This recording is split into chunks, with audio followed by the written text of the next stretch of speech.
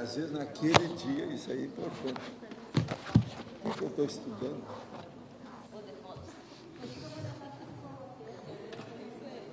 Não, mas se você está arrumadinha.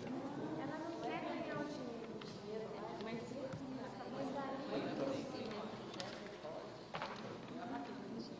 o que você acha? Eu acho que o ritmo desse outro. Ah, tá. Bom é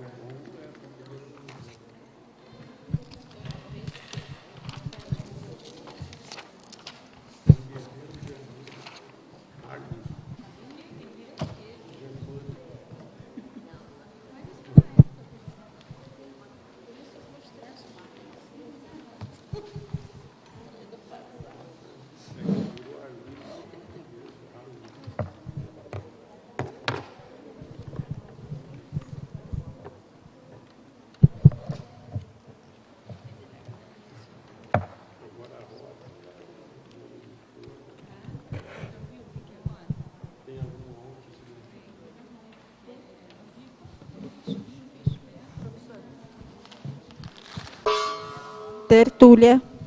Meu boa tarde aí para todos. Hoje nós temos aqui o discurso da obsolescência dentro da prospectivologia. O que é que vem a ser o discurso da obsolescência? É o posicionamento retrógrado, a assertiva envelhecida, ou a colocação superada da pessoa calcada no obsolecimento dos fatos, fenômenos, para fenômenos. Construtos ou ideias tornadas desgastadas, ultrapassadas, caducas e sem valor útil para a evolução de todas as consciências. Agora, nós falamos, o cérebro obsoleto, a obsolescência a ser lembrada, a obsolescência a ser esquecida, o ato de voar o pensamento sem pousar, a esquizofasia, a obsolescência da história humana, os fins de tudo do milenarismo, o tempo do onça, a paleocognição, o protoconhecimento desprezível, as retroexperiências descartáveis, os temas desvitalizados, a peremptoriedade ignorada, as atitudes anacrônicas, a desconjunção cronológica, a rabugice, os esclerosismos, os conhecimentos ultrapassados, os lixos mentais, a moda obsoleta. Agora, nós falamos no fim, a holomaturidade prescreve atentarmos detidamente quanto às abordagens e exumações dos assuntos antigos, a fim de não perdermos tempo, esforços e energias com a cultura inútil.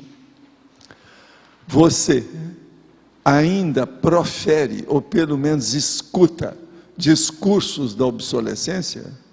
Por qual razão? Então nós temos que estar selecionando os discursos da obsolescência, nem sempre a gente está podendo perder tempo com isso. Esse é o verbete 1173, 4 páginas, 50 logias e 10 máximos. Para aumentar os estrangeirismos só faltam 2.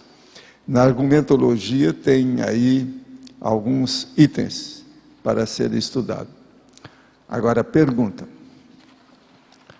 Na tertúlia de ontem você falou sobre transmissões e em fazer 50 por minuto. Transmissão é exteriorização de energias ou tentativa de impulsionar a mobilização de energia e entrar em EV. Pode explicar mais o processo da transmissão com detalhes?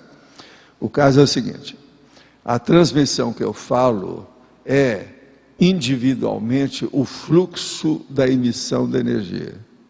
O que é que passou por você? Aquilo que vem de fora. No meu caso é isso, que eu sou apenas a interface, eu sou apenas o intermediário. É aquilo que eu chamo de passe-partout. Passa por mim. Agora, então, o que se passa? Há uma emissão de fora, aquilo passa e aquilo vai. Agora, em geral, isso é feito por intermitência. Então, por isso que a gente fala, porque isso dá, com o tempo, dá um determinado som intracraniano na pessoa, se ela tiver a sinalética energética. Então, por isso que eu falo, Om, Om, Om. Cada um desse é um fluxo, é uma emissão da energia que foi. Agora, por exemplo, aí, ó, com o nosso exemplo, segunda-feira, havia, na verdade, eles estavam com aquilo que eu chamo de terceto, que é um trio de emissões, que ele aumenta. Então é Hum, Hum, Hum, Hum, Hum, Hum. Igualzinho tem um monte de... É um processo, então, de sequência, de ritmo, de fluência, tudo é isso. Agora, o que se passa? Uma coisa séria que existe é o seguinte: com o passar do tempo, só o fluxo, por exemplo, dentro do arco voltaico crânio-chacral, ele demonstra para você que você tem um psicossoma, através do energossoma. Que você vê que você está descoincidido, que a coisa não é sua, que há uma inteligência que está dominando você. Então você vai ver que existe aquele chamado corpo básico, que é o psicossoma, que existe consciência extrafísica que participa do trabalho com você, que existe alterações dessas energias que nós chamamos de conscienciais e que vocês podem dar o nome que vocês queiram, mas que existe uma potência aí funcionando. Há uma potência inteligente que dirige a potência prática, que é a energia. Então, o processo todo é esse. Agora, o que se passa? A hora que vem da vontade da consciência, a consciência extrafísica, consciência, e vem para a minha vontade intrafísica, isso é feito a partir do paracérebro de um com o paracérebro de outro, que vai mexer até chegar no cérebro e no sistema nervoso, primeiro o central, depois o periférico. Agora, o que é que se passa com isso? A hora que faz isso, com o passar do tempo, a pessoa vai perceber que ela entra numa espécie de contração violentíssima, como se a cabeça dela fosse estourar. Mas veja, isso não é desagradável, a pessoa suporta bem, não tem nada demais, não. Mas o processo é que parece que vai estourar tudo. E outra coisa, você vê direitinho que a coisa se faz pela base do crânio, que é onde está o esfenoide. Agora, junto com isso, quando o processo é muito forte, por exemplo, a hora que fala esse ele pega tudo, há contrações até mandibulares, dos processos da articulação temporomandibular, aqui, ó, isso tudo aqui entra. Agora, por exemplo, o que é essa contração que a gente fala? Isso é por causa dos músculos do crânio e também devido aos nervos intracranianos. Então, ó, por exemplo, eu estou aqui, então eu faço isso, ó. Qualquer um faz isso. É aquilo que na yoga eles mostram como é que você mexe com a orelha. Você vai mexendo aqui que você mexe com a sua orelha. Agora, isso, com o influxo ou fluxo da energia, isso tudo funciona o tempo todo quando você está fazendo o arco voltaico. Isso é inevitável. Agora, o arco voltaico, ele pode vir da consciência que está aí junto de você, e ele pode vir lá do fim do mundo, dentro de uma central extrafísica de energia. Então a gente vê, com o passar do tempo, você sabe se é seu, se é do amparador, se é de uma consciência doente, se é de alguém aí que está ali próximo de você, ou se é alguma coisa que vem da central. Você sabe definir, distinguir.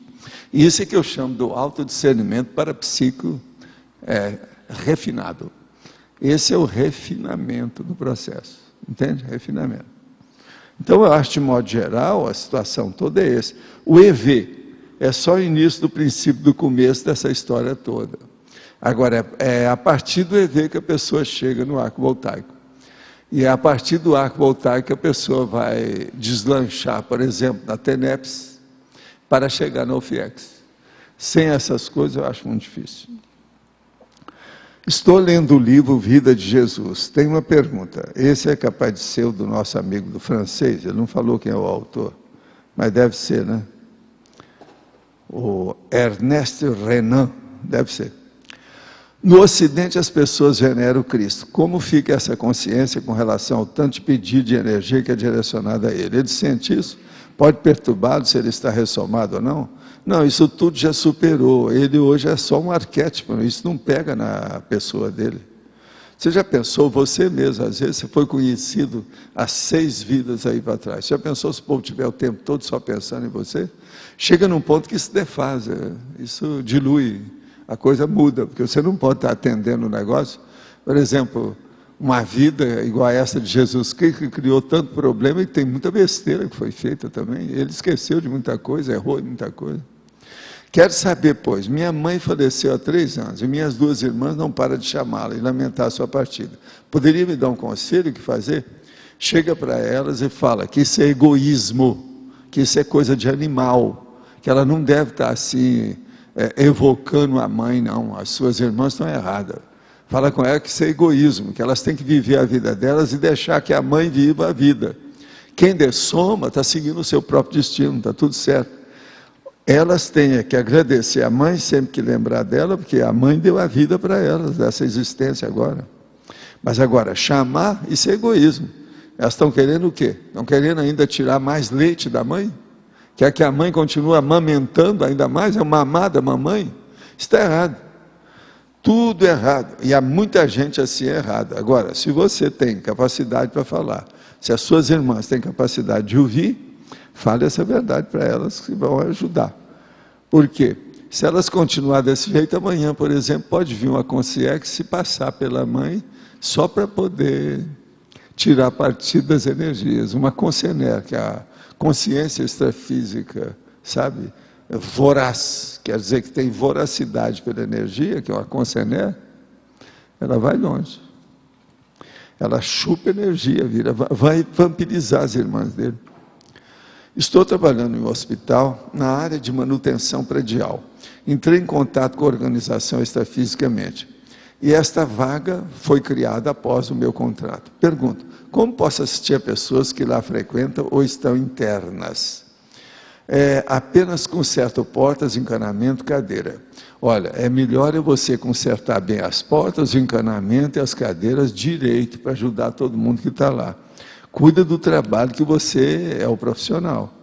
Agora, o resto você deixa para os enfermeiros, você deixa para os médicos, para os paramédicos, para quem é da organização administrativa do hospital.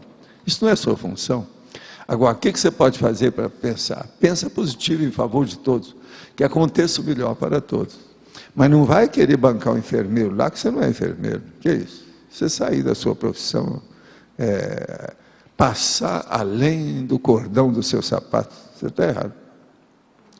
Tive quadro de sonambulismo aos 14 e 15 anos, e num deles estava às 3 horas da manhã, no meu quarto com a janela aberta, observando o lado de fora, quando, questionado pela minha mãe, voltei a dormir.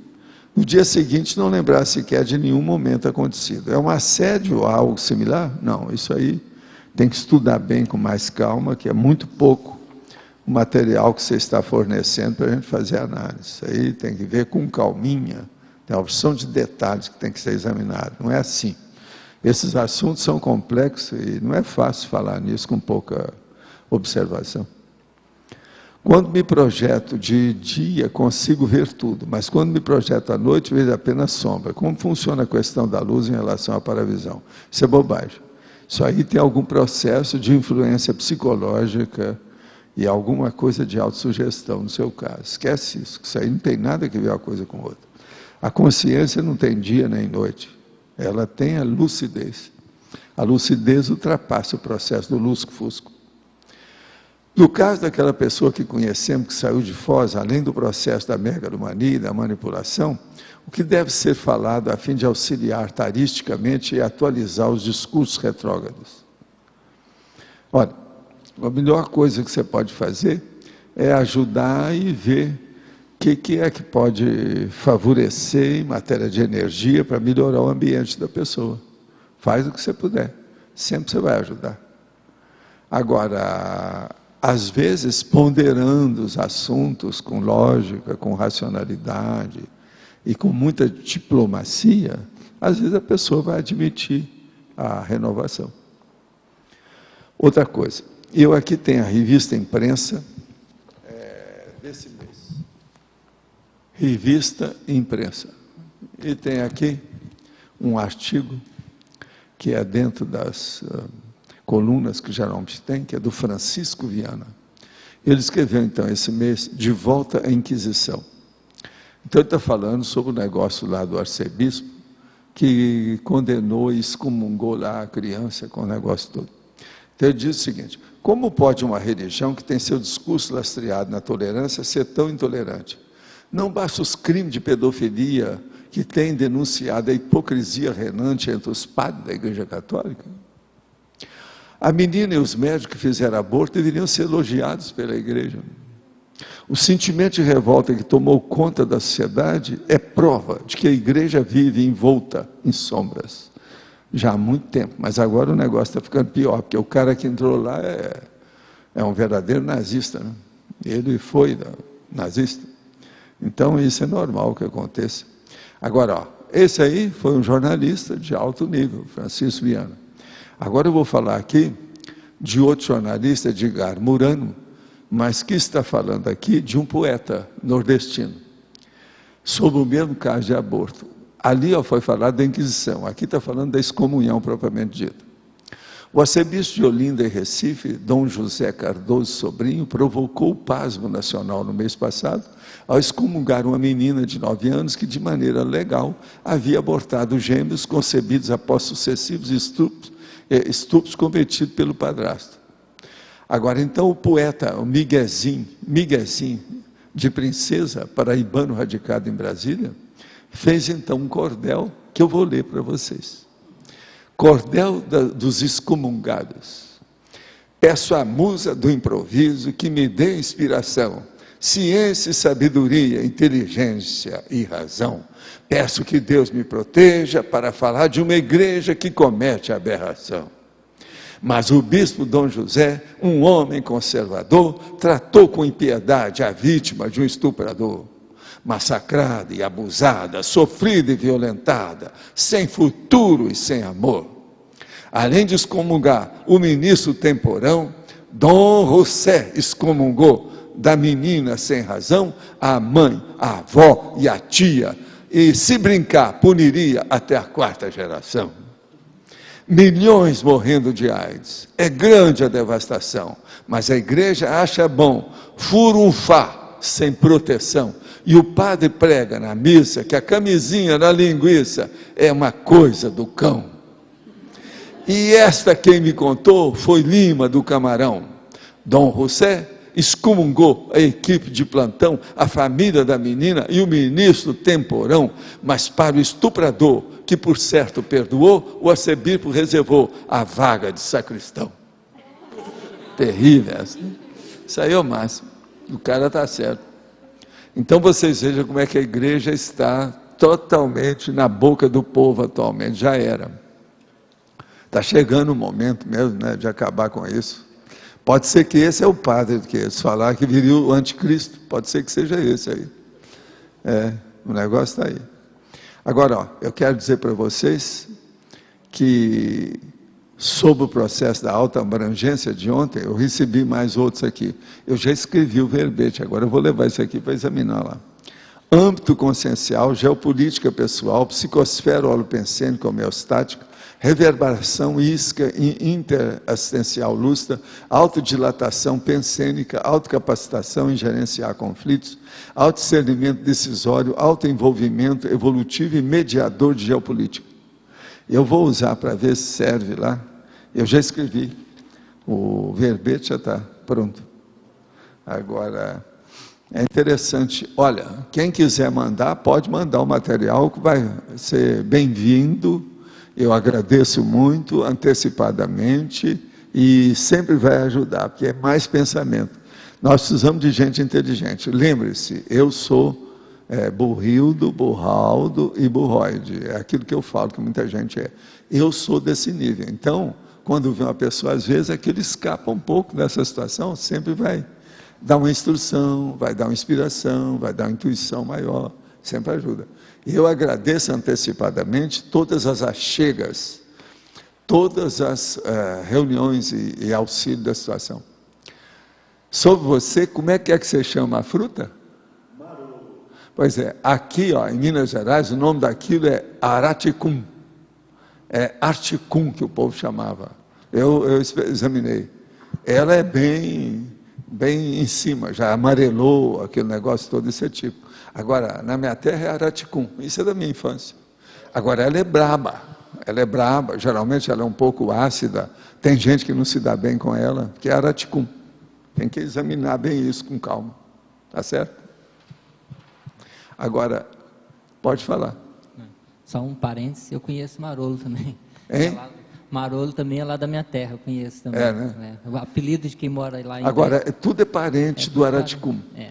O araticum é que é um nome técnico. De... Agora, eles chamam isso de articum, o povo. O apelido nosso lá de quem nasce em Três Pontas é maroleiro. Ah, é? É uma região muito pequena onde esse fruto progride. Sei, mas em Minas Gerais, em muito lugar, tem araticum. Muito lugar. Goiás também, tem muito lugar. Agora, eles às vezes têm uma leve diferença. Porque também tem um selvagem que a gente não come, que parece com isso. Ele é grandão, que é tipo fruto do lobo, que se chama. Fruto do lobo parece com isso aí. Agora, esse aí é grandão, é desse tamanho. É bem grande, chega a ter. É isso. Esse daí que eu trouxe é muito doce. É. É doce e... Ele é doce. Para quem gosta, porque é um fruto selvagem. É um pouco forte, Esse aí é agreste, é brabo.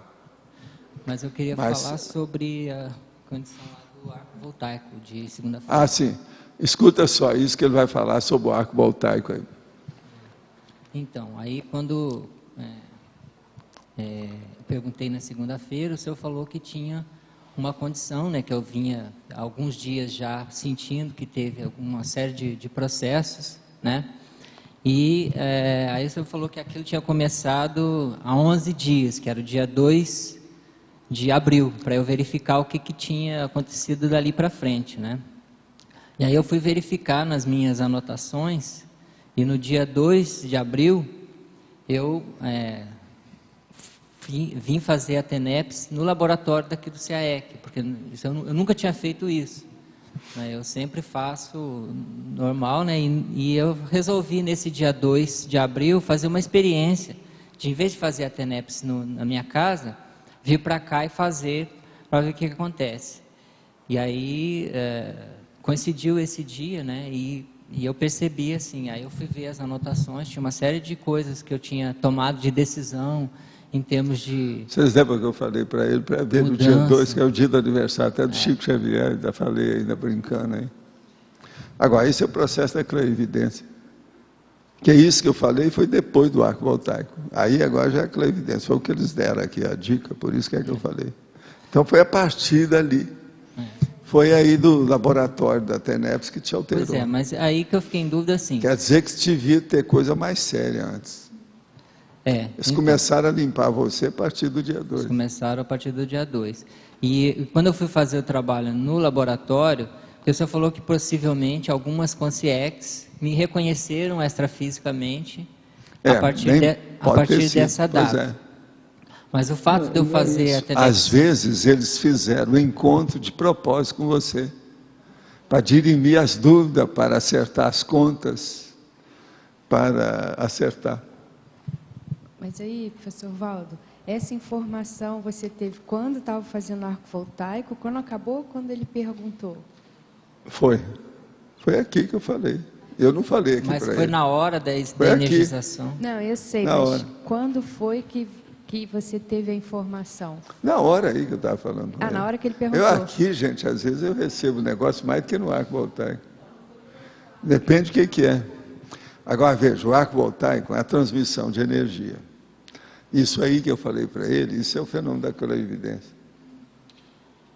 Agora, aí é a clarividência que entrou a cronêmica, a cronologia, o negócio da... Entende o que aconteceu? Isso é a retrocognição do processo dele. É aquilo que eu falo, que a gente, às vezes, você tem retrocognição da pessoa.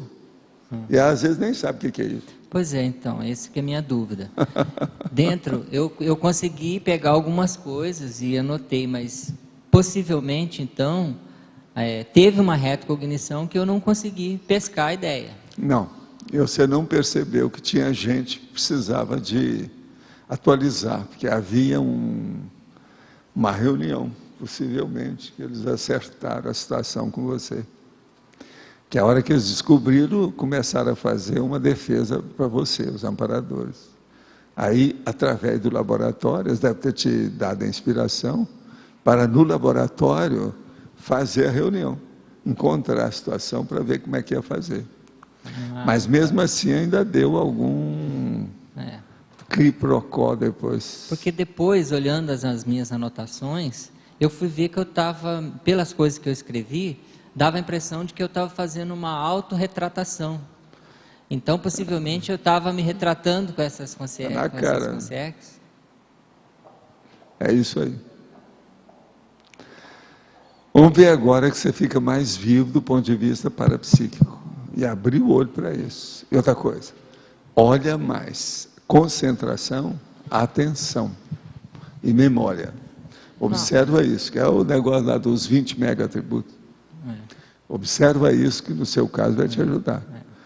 Que ele é muito disciplinado, ele é muito ordenado, tem a cabeça no lugar, tudo certinho. Então, isso aí é para aperfeiçoar essas suas condições. Uma das coisas que eu anotei foi justamente isso. Eu comecei a perceber que meus atributos conscienciais estavam caindo. Aí eu peguei aquela lista dos 20 mega atributos, plastificado, coloquei lá na minha mesa e fiquei fazendo uma lista de coisas que eu tinha que ver, que eu tinha que prestar atenção. E uma delas foi justamente a questão da memória. Pois é. Eu cheguei a cogitar se eu não precisava tomar o processo tá o problema da memória, mas aí é o processo da retrocognição, né? E isso é duro. Isso aí é processo de aperfeiçoamento, a coisa é sofisticada, exige mesmo essas coisas. Uma coisa é certa, né? Você está com assistência muito forte, senão não teria nada desse fenômeno, ainda mais comigo. Não teria. Isso mostra assistência, mostra que estão de olho em você. Valdo, nessa questão, eu só queria entender o seguinte, é um processo que veio desde 11 de abril e depois repercutiu aqui. Dia 2 de abril. 2 de abril. Ele tinha falado 11 de Sei, mas o problema é o seguinte, houve o arco voltaico, depois ele vem aqui. Aí eu falo sobre o 2 de abril. Ele vai lá, examina, e agora está falando sobre isso. Você entendeu? Agora, isso tudo se passou do dia 2 até agora, mas na realidade, para nós, é dos últimos 3 dias. Hoje é quarta, foi segunda, terça, quarta. Mas a dúvida é se desde 2 de abril que eles estão fazendo alguma Não, eles fizeram no dia 2, acertaram as coisas. Mas ele ainda ficou com alguma coisinha, que depois deu um acidente com ele e tal. Entendendo? Que foi nesse ínterim. Agora, uma outra pergunta. O fato de eu ter vindo para cá, no dia 2 de abril, possivelmente foi o momento que eles puxaram... conseguiram inspirar você para fazer isso. Mas foi nessa hora... Você deu acesso a eles, para essa intuição. Mas a minha pergunta é, eles, nesse momento, foi o momento que eles puxaram o trabalho para a sua FIEX? Em parte, né? Mas o processo mais sério foi com você mesmo.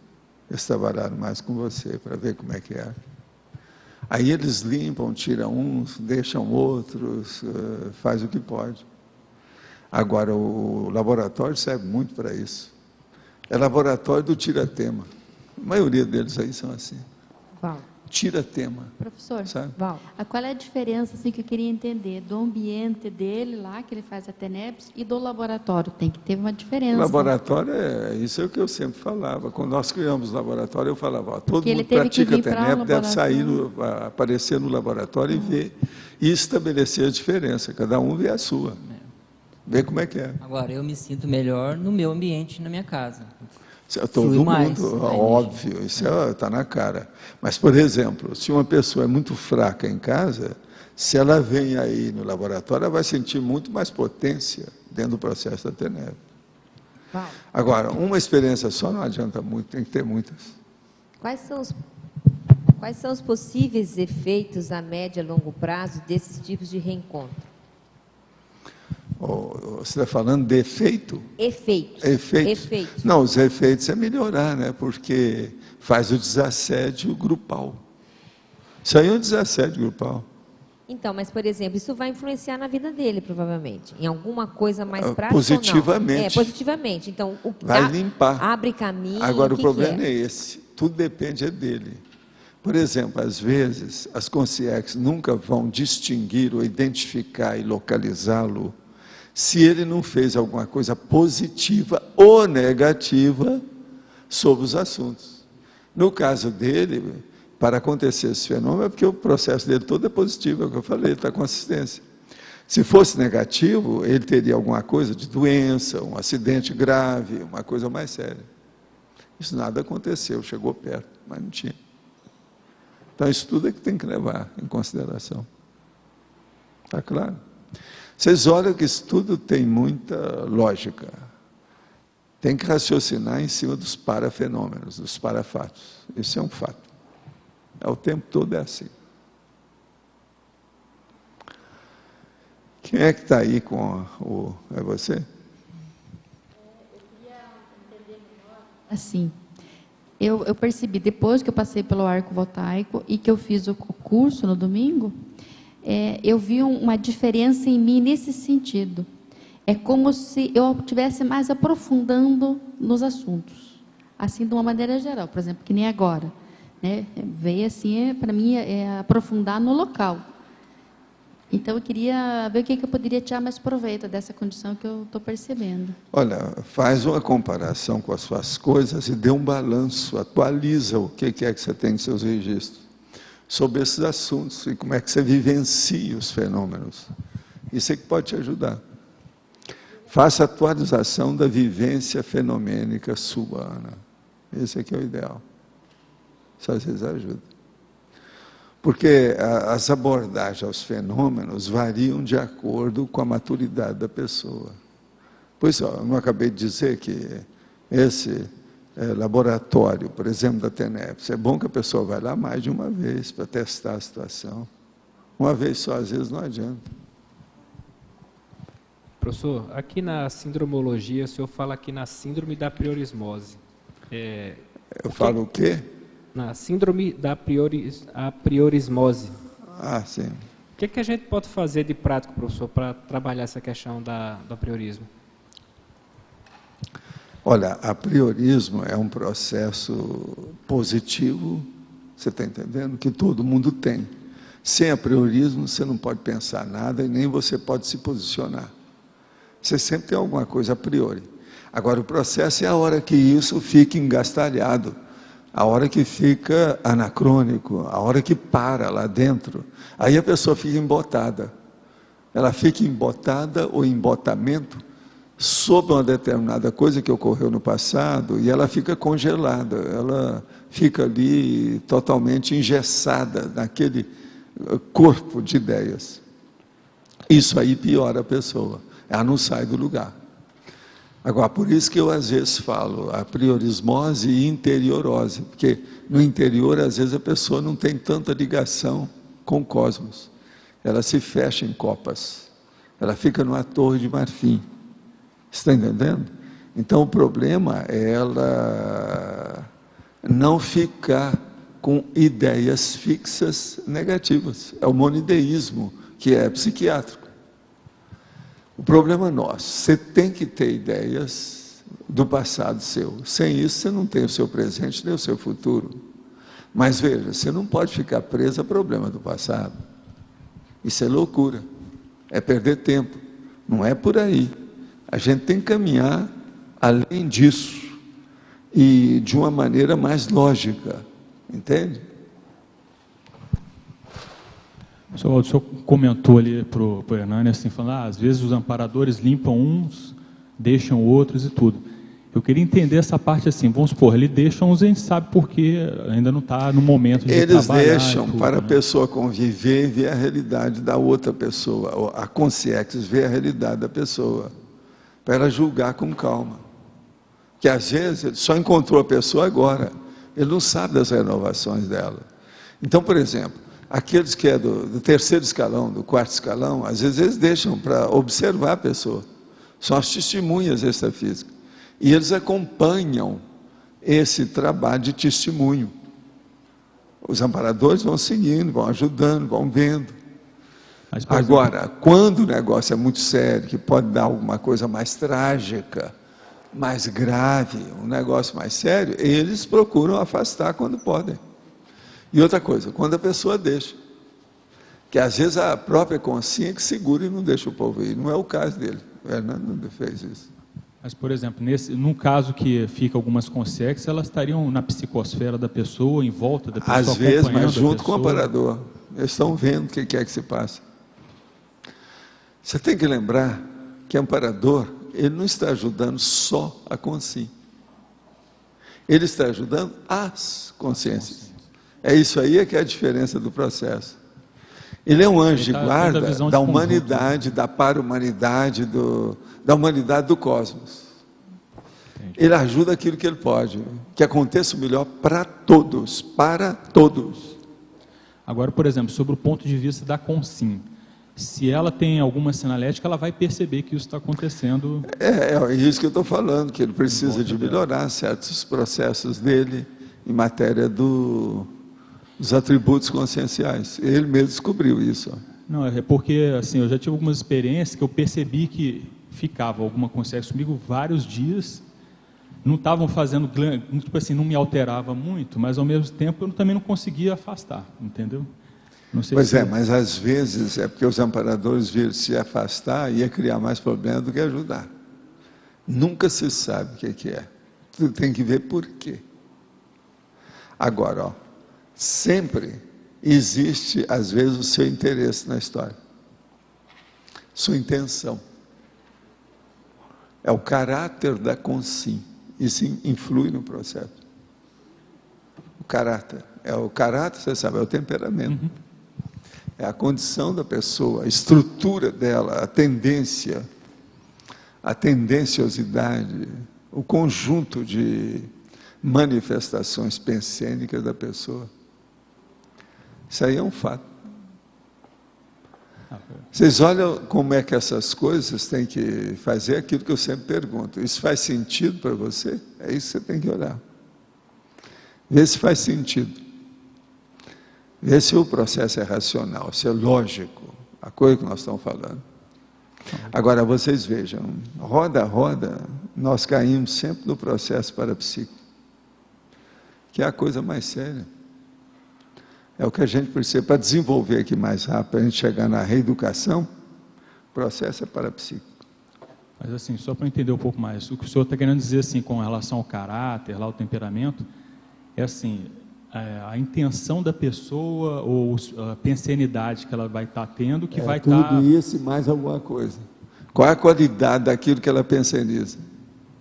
Nós somos isso, o valor nosso está aí.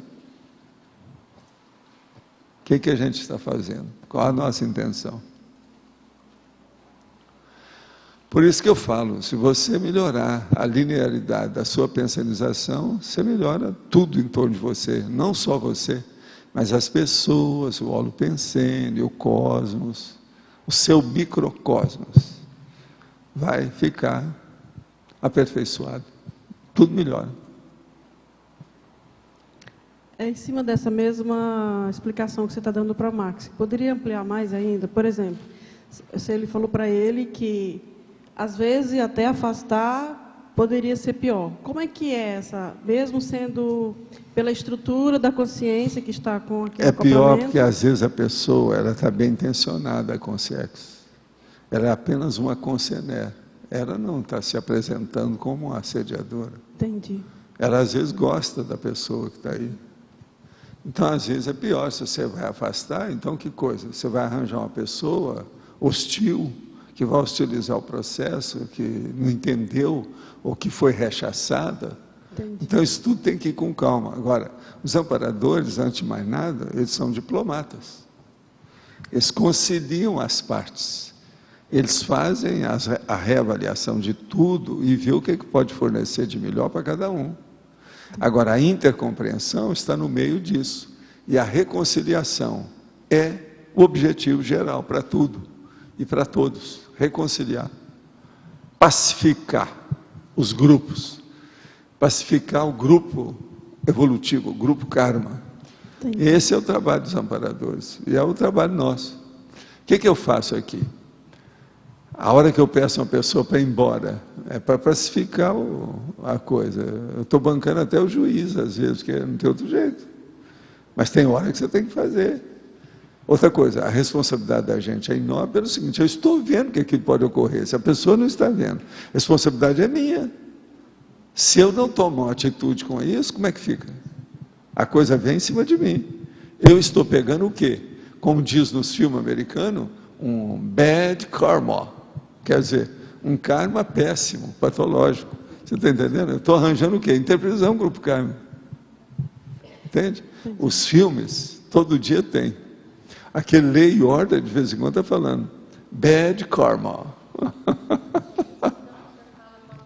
Porque o senhor tem essa cosmovisão, né? Para o senhor fazer essa análise, para saber, naquele caso todo... Não, agora, a cosvisão é a hora que entra o parapsiquismo e a multidimensionalidade. Então, a visão se amplia e se aprofunda. Você vai ver com mais detalhes. Há um refinamento, é igual no computador. Você vai ver a cena e aquilo com zoom. Você vai ver o processo com zoom. O parapsiquismo permite o para-zoom. Você está entendendo? Você vai ver a coisa de perto, com mais calma. E outra coisa, você vai ver você lá dentro. Às vezes você vai ver uma cena inteira e você sabe quem é o personagem, que é você lá dentro. Isso é terrível. A pessoa tem uma inspiração de deixar a casa mais vazia, mas ela já não tem muito bagulho energético. O que pode ser isso? Pode ser que você está aperfeiçoando para não ficar com energias negativas dentro de casa. Às vezes não chega a ser bagulho, mas, por exemplo, com o tempo pode ser semi-bagulho. Então, essa limpeza sempre ajuda. Outra coisa, uma casa desorganizada é uma coisa, uma casa organizada é outra coisa.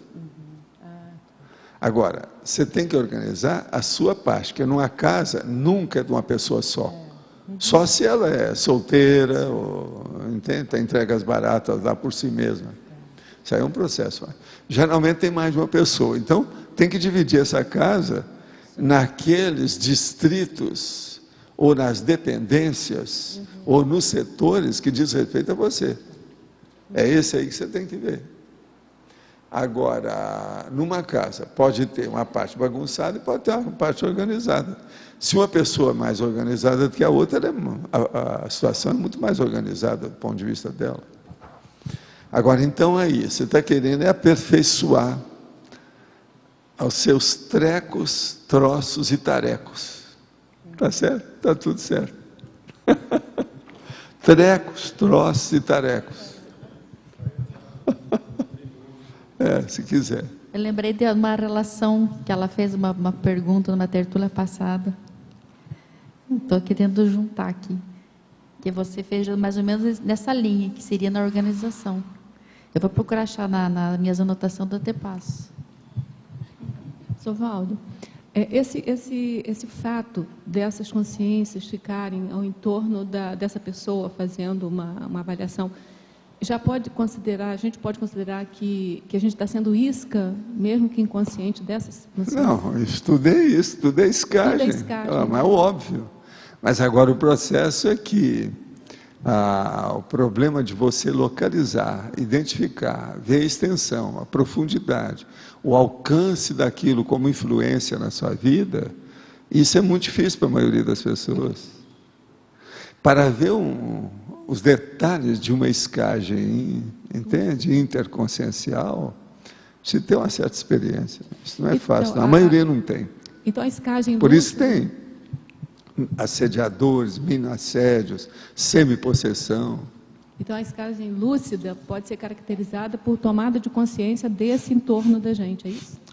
Essa lucidez parapsíquica é a mais avançada que tem. Que a hora que uma pessoa começa a ter a paralucidez, que é essa aí, é a paracognição. Isso é o caminho para a pancognição, que é a cognição grande. Agora, a hora que chega num processo desse, você já está recuperando os cons de uma maneira absurda. Você nem esperava tanto. Então, o problema todo é esse. Agora, o pior da história é que a maioria pensa que quando recupera alguma coisinha, que já está ao máximo. É nada. Tudo ainda é muito pouco. Cada um aqui tem muito mais potencial do que isso que vocês estão pensando. Pode ser que muitos de vocês, daqui 30 anos, é que vão ver. Eu era um boboca. Totalmente bobo. Dentro do processo. E outra coisa, às vezes vocês pensam muito pequeno. Consciência é uma coisa muito forte. Sabe por muito quê? Forte. É porque, assim, até agora, depois de agora, eu já estou percebendo que isca inconsciente já é uma coisa, pode ser até mais permanente. Porque eu estava achando assim, que isca inconsciente era assim, eu passei, peguei alguém... Não. Mas existe não é bem negócio assim, mais sério do que isso. Não é assim. Né? Toda consim é isca. Agora, por isso que eu falo, uma boa parte aqui eu falo, esse aqui não tem, mas uma boa parte dos verbetes eu falo. A isca consciente e a isca inconsciente. Você pode olhar que tem. Esse aqui tem, a isca humana inconsciente, tem lá. Então, agora, existe também a isca humana consciente. Mas a isca consciente, geralmente, é quando eu chamo a consim lúcida. Entende? Agora, todo mundo é isca. Todo mundo é também cobaia. Isso não tem exceção. Um camarada, por exemplo, vem aqui, e ele é um serenão, ele está ressomado. Ele é isca. Eu entendo isso, só que tem que, assim, essas que o senhor está falando, que fica na órbita da gente, para poder observar a gente. Sei, mas aí, é uma às isca vezes, mais no caso permanente. dele ali, foi a Parador que fez isso. Mas ela é uma isca mais permanente, né?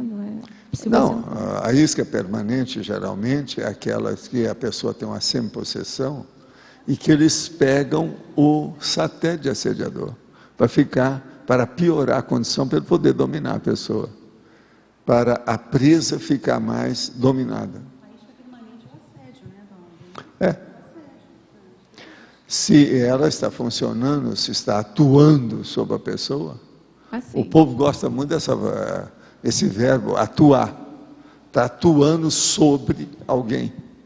Então, essa atuação é que até um certo ponto é a lavagem cerebral, né? Não, eu acho que eu não sei se estou enganada, mas assim, se tem alguém na minha órbita que é concener, é bem intencionada, mas é concener. Sei, mas isso você tem isso toda hora. No mínimo, eu estou sendo aqui, você tem isso toda hora, mas o processo é que não é nem seu e nem também vai demorar muito tempo. Aquilo é de passagem.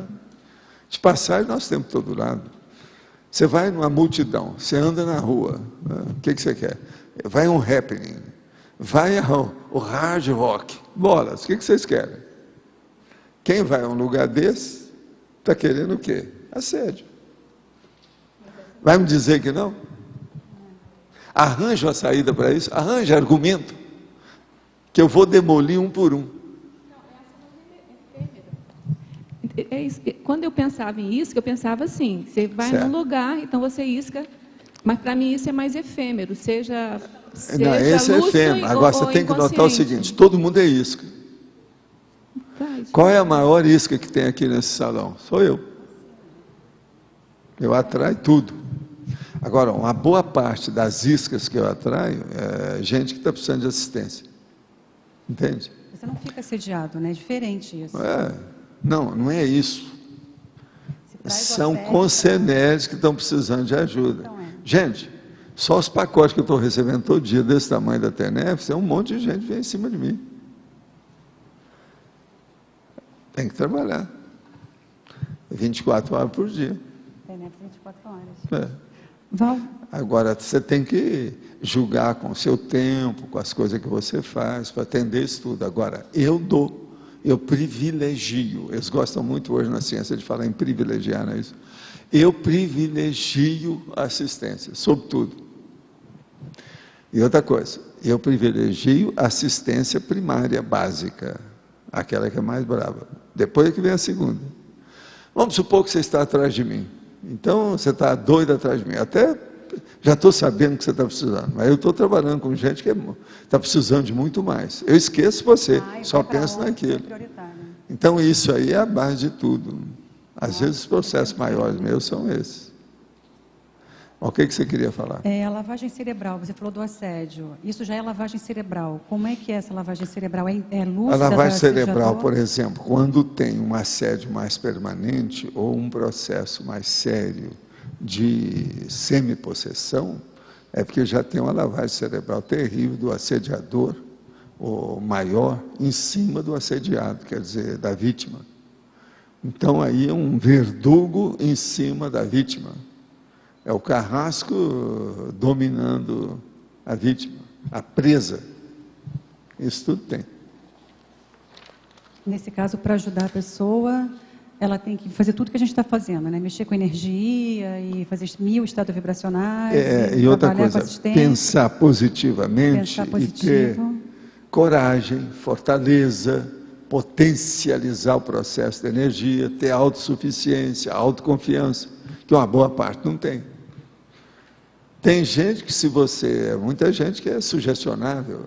É aquilo que eu falava. Por exemplo, a maioria das pessoas, mais de 51%, se eu chegar na rua e falar, ó, você está com um negócio, eu falava isso desde o movimento espírita, você está com um negócio na narina esquerda. Veja, está começando a aparecer, não tem nada. No outro dia a pessoa vai ver, às vezes está tudo inchado. Ela mesma faz a auto-hipnose. É igualzinho o caso dos estigmas da Igreja Católica, do Chico de Assis, mesma coisa.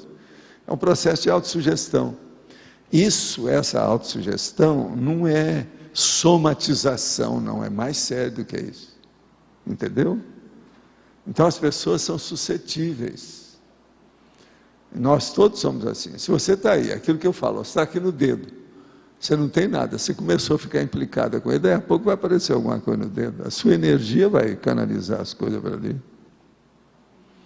Então o processo de autoassédio, ele pode ser literal.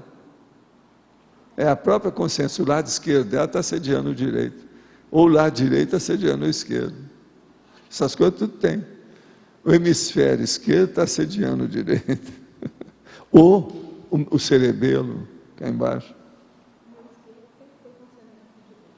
Pois é, existe isso. Muita gente é assim. Agora aqui, conheci a Conscienciologia em 2000 e a partir daí passei a estudar sobre a projeção consciente. Me tornei voluntária e depois professora em Brasília. Essa pessoa é de Buenos Aires. Que dê a Cris. É de Buenos Aires, essa aqui é a sua conterrânea, ou, pelo menos temporariamente. À noite, quando tentava me projetar, dormia e despertava na hipnopompia, sofrendo assédio ao modo de tortura psicológica sob minha dessoma, acusação de fracasso e incomplexo. Ao me mudar para Buenos Aires, comecei a blindar o apartamento onde vivo e o quarto de dormir.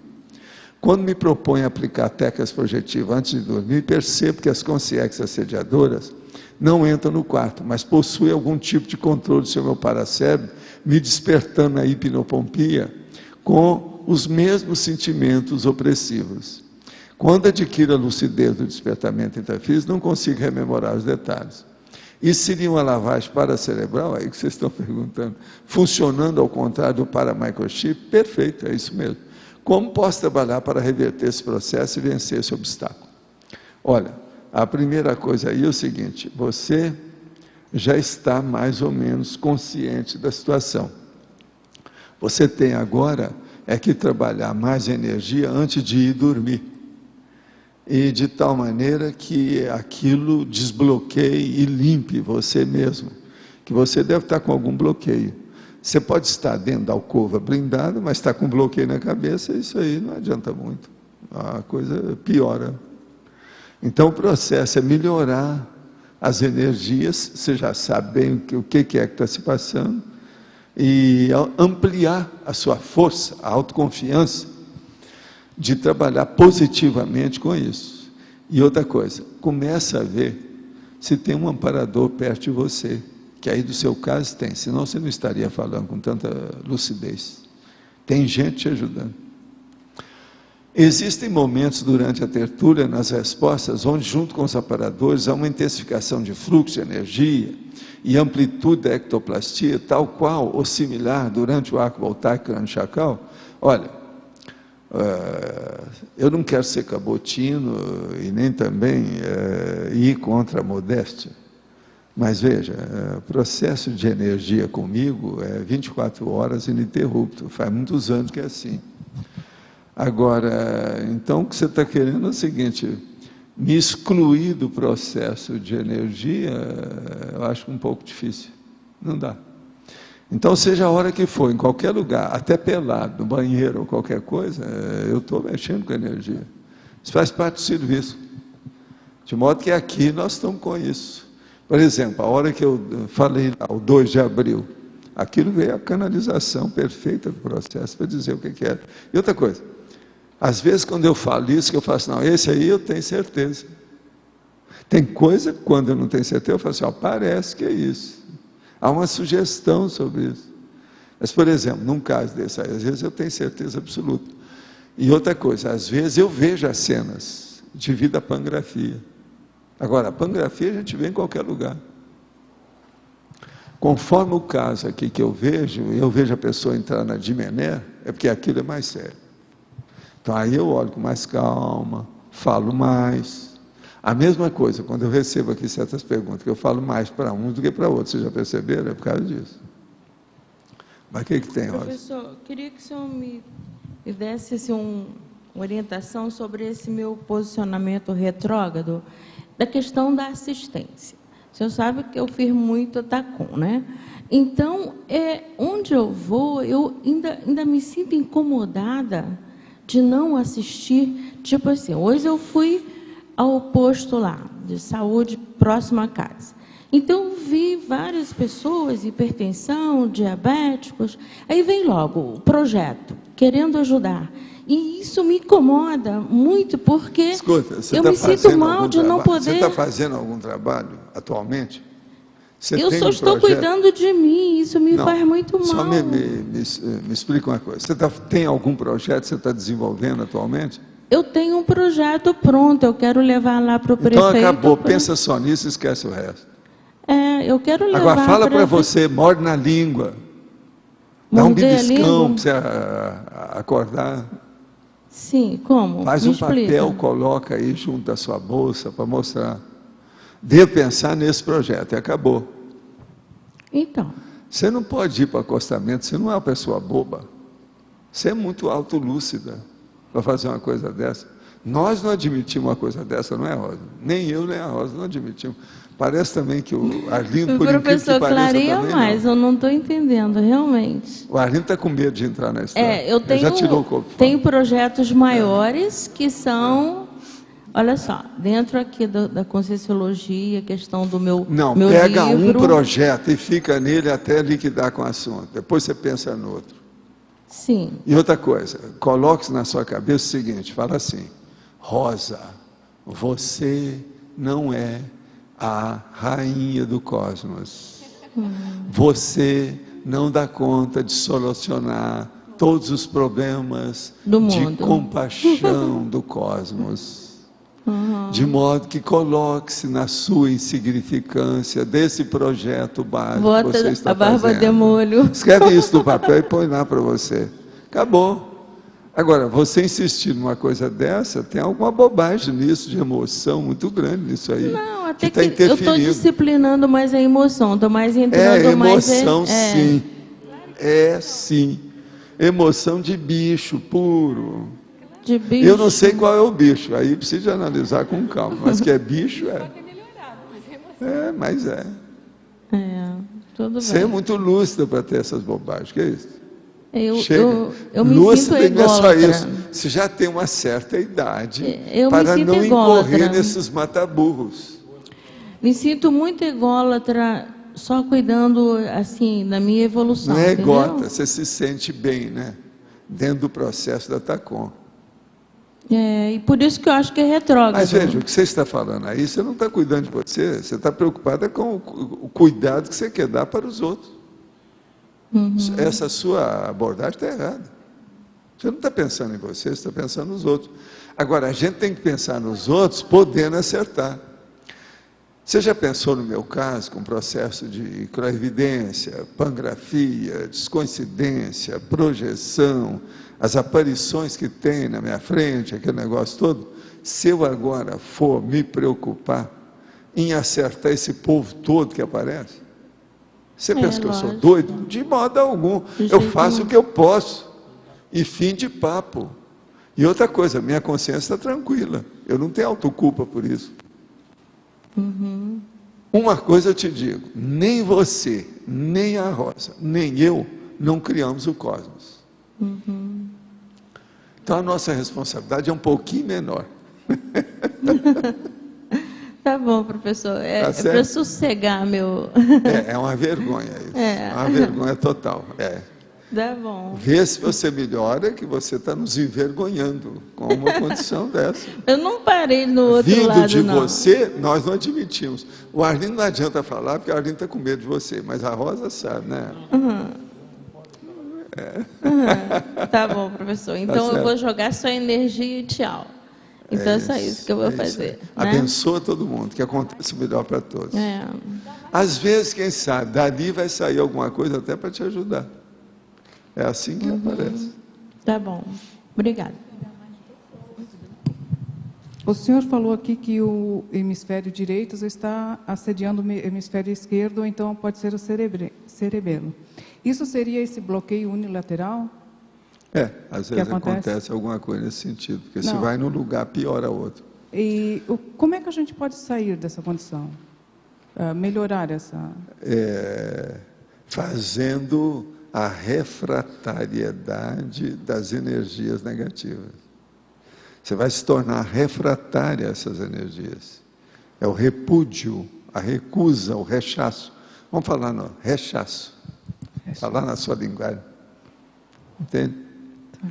Me conta uma coisa, você falou com a Astrid sobre o processo de busto, você sabe, quando ela esteve aí? Você conhece ela? Sim, conheço. Dessa vez você conversou com ela? Não cheguei a conversar. Da outra vez você conversou? Uma vez que ela esteve aqui, a gente conversou. Ela até perguntou quem é que estava fazendo, na época eu estava fazendo. Mas certo. Então tá bom. Agora eu não falei com ela, não. Ela esteve aí uns dias, eu só estava querendo saber como é que está. Mas o que mais? Bom, quanto aos estigmas, né? Faz muito tempo atrás, num curso que teve aqui no CAEC, eu lembro que eu tive na palma da mão 2 manchas escuras que eu vi no laboratório. E esses dias o senhor estava comentando sobre estigmatização, e eu lembrei que foi no laboratório da sinalética. Isso seria uma manifestação disso? Eu devia estar mexendo com o seu processo de energia para isso. Agora é você que tem que raciocinar o que você pensou na ocasião. Essas coisas ocorrem através da pensalização da pessoa. Na ocasião, eu sei que eu fui para o laboratório, eu tive o experimento e foi como uma projeção. Lembrei de alguma coisa a respeito de manchas escuras na mão.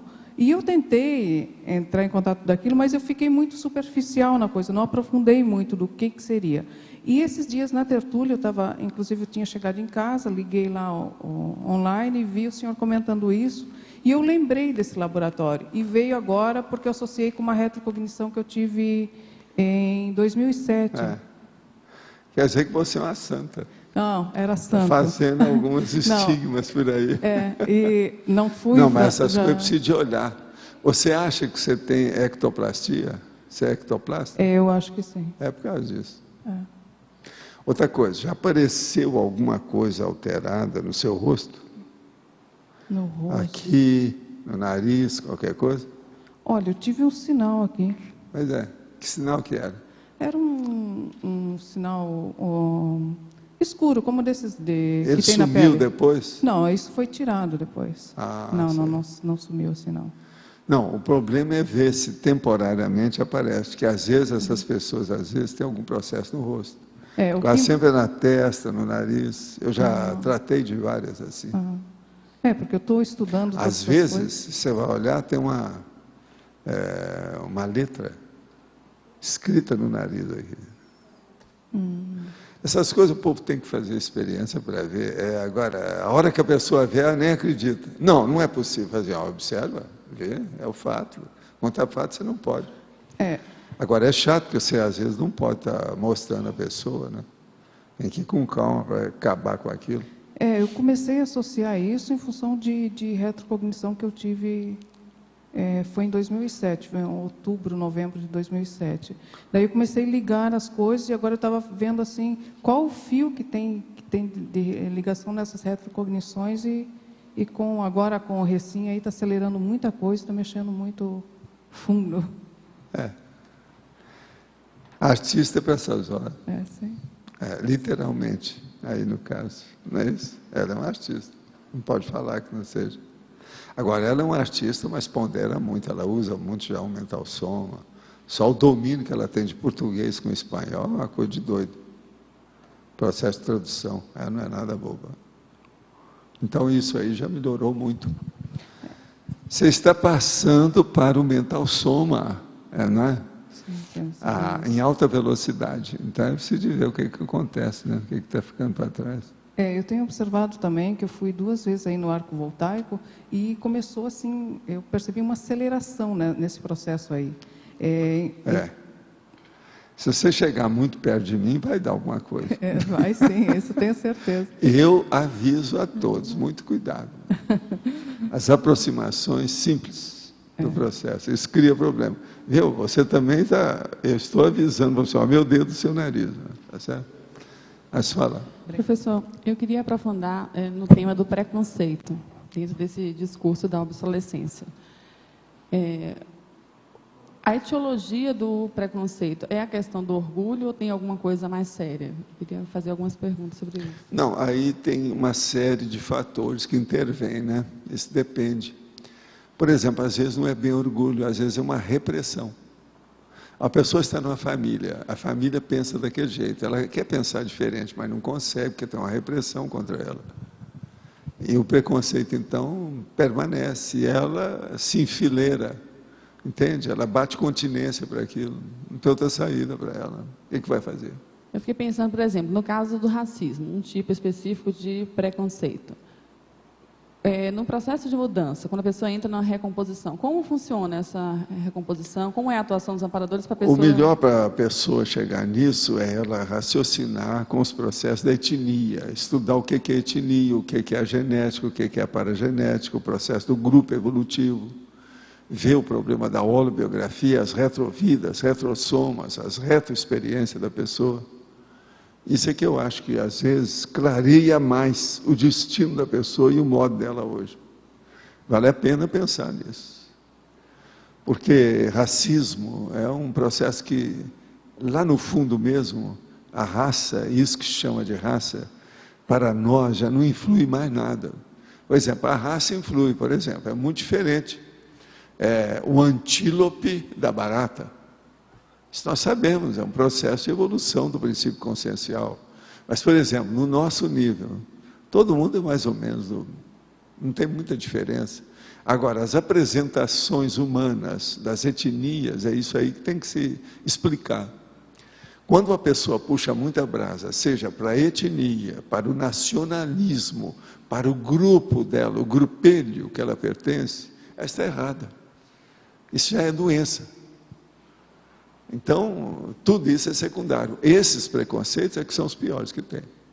É a xenofobia, por exemplo, isso é terrível. No caso do racismo, a questão pior seria o orgulho?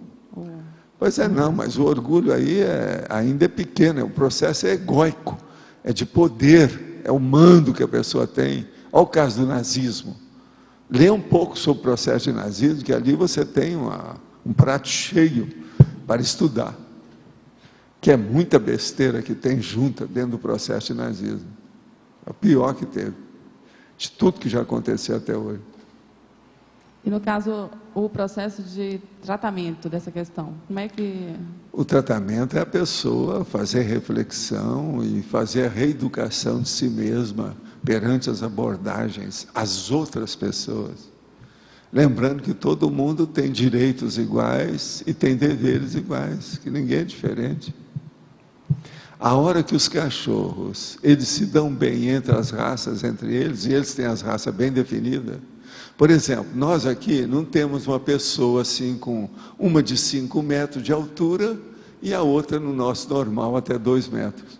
Cachorro tem pequeno, tem grande, tem tudo, e eles se dão bem. Agora veja, nós já fomos cachorro.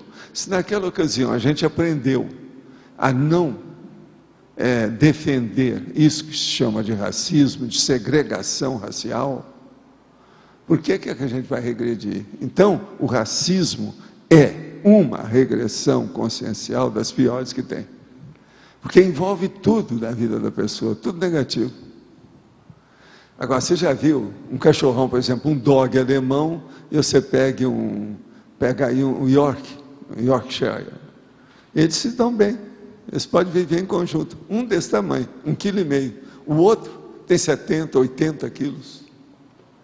Agora, a gente, as diferenças são mínimas. Se você pegar um pigmeu africano, e aquele cara que tem 2,20 metros aí, que trabalha com basquete, a diferença é mínima, não adianta falar muito. Um pode até carregar o outro, mas a diferença em matéria de corpo, de condição, de tudo isso, não adianta falar que não tem muita diferença.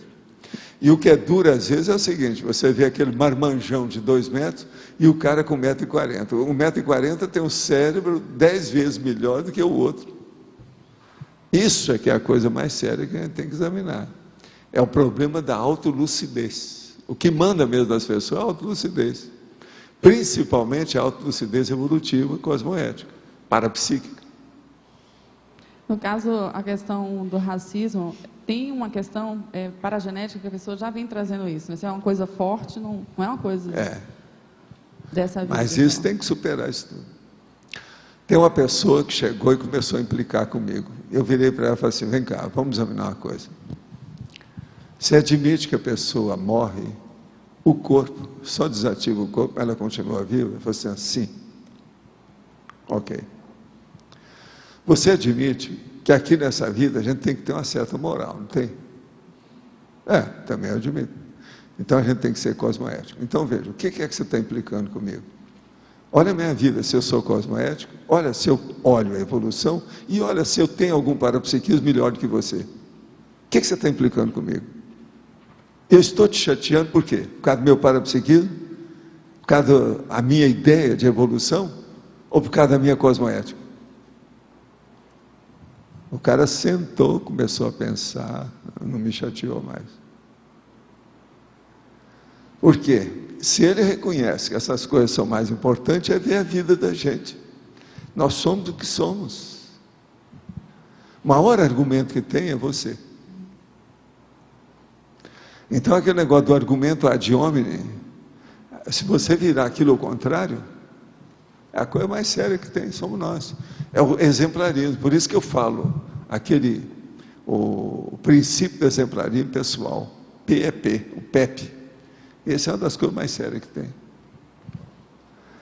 Qual assim? Você entendeu isso aí? Com a condição dessa, como é que fica o preconceito do cara? Ele estava contra mim por causa do preconceito. Esse sujeito tinha muito dinheiro. Eu liquidei com ele na hora. Eu falei, você vai deixar isso tudo, isso é besteira. A hora que ele admitiu as coisas, aí eu aprofundei, né? Fui até nos finalmente, para mostrar para a pessoa, você vai deixar isso tudo é besteira que você está fazendo aí, ó. Perdendo tempo. Outra coisa, está repetindo vidas anteriores, que já foi isso. Cara da monarquia, né? Aí eu fiquei pensando aqui, como é que a gente pode fazer para identificar esse refinamento desses preconceitos? Porque às vezes a gente tem algum preconceito e a gente só descobre frente a uma determinada situação. Mas olha, a maioria dos preconceitos, a meu ver, principalmente dentro da CCCI que existe, é devido aos mitos. Há muitos mitos ainda que as pessoas carregam, dando valor para aquilo. Se combater o mito, a situação melhora em matéria de preconceito. A mesma coisa, é o mito que às vezes faz o processo da interiorose, que faz o problema que nós estamos falando aí, da priorismose, tudo é mito. Esses mitos têm que ser combatidos. Existe uma revista aí que chama Mundo Estranho, e outras coisas mais, que tem uma opção de bobagem, que descreve muita coisa em gíria. E outra é aquela super interessante. De vez em quando eles falam sobre o processo de mito e mete o pau. É muito muito noção de ciência, de tudo que fala aí, tudo é mito, tudo é conversa fiada. Então, esses mitos, se eles atingem até os princípios da ciência, que existe uma opção de dogma científico aí que está tudo furado, pensa bem agora no resto. Pensa bem dentro da religião, dentro do misticismo. Outra coisa, pensa bem dentro da criação das pessoas, por exemplo, no interior. Pessoa que não estudou muito, que não foi bem encaminhada na vida, que tem pouca cultura, que leu pouco, que viajou pouco, que sabe pouco. Então, o acervo de mitos arraigados nessa pessoa, às vezes, vem às vezes de 20 vidas dela. Como é que você vai tirar isso de uma hora para outra? Por isso que a pessoa tem que estudar. Então, você tem que levar tudo para fazer a pessoa raciocinar, ela ponderar, ver com lógica, fazer uma abordagem com lógica aos fatos. Quanto aos fatos, a gente acaba não brigando, a pessoa acaba reconhecendo, porque fato é o fato, acabou. Não adianta. Eu queria fazer mais uma pergunta. Você, por exemplo, uma pessoa tem preconceito com relação a outra, por exemplo, a questão do racismo, ou qualquer outro preconceito que seja. Na medida que ela tem lucidez, como ela pode fazer essa retratação com relação a essa pessoa? Ela deve ajudar os outros a fazer assistência, lembrar que todo mundo é igual, acabou. A partir desse princípio, tudo melhora. Agora, por exemplo, quando uma pessoa usa represália, isso é racismo. Aquilo que eu falo dos judeus com a lei de Italião, isso é racismo. Outra coisa, racismo contra a própria família.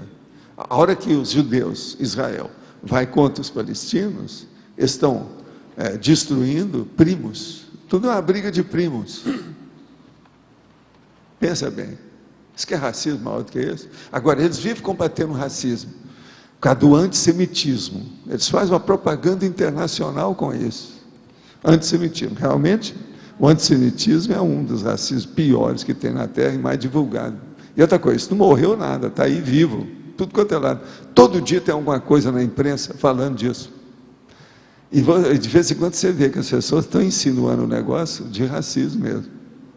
Mas agora o que se passa? Eles também, eles cultuam o racismo. A fraternidade é uma coisa, racismo é outra. Eu só admito que uma raça deixou de ser racista, raça racista, presta atenção, etnia racista, a hora que deixou a guerra, a hora que virou pacífico. Enquanto tiver com guerra, ainda tem racismo, a etnia. Agora, por exemplo, saber conviver com isso já mostra de algum modo que já não tem mais tanto racismo. É Foz, com 79 etnias. Se esse povo combatesse, estava todo mundo chupando o olho do outro aqui todo dia.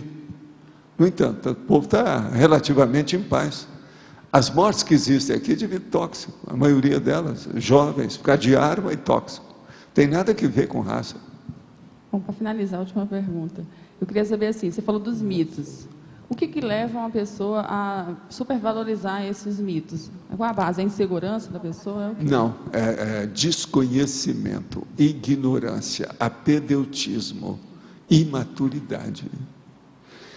Há multimitos e megamitos multimilenários. Entendeu? É muita bobagem que tem.